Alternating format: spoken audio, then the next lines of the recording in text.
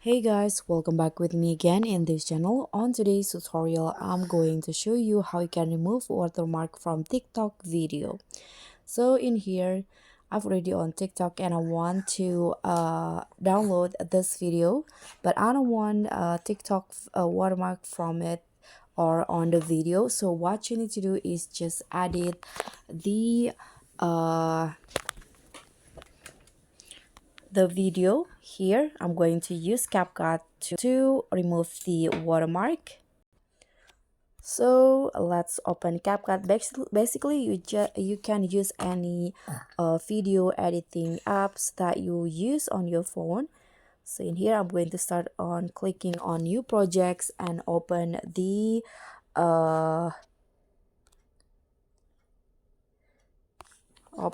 video that I just saved.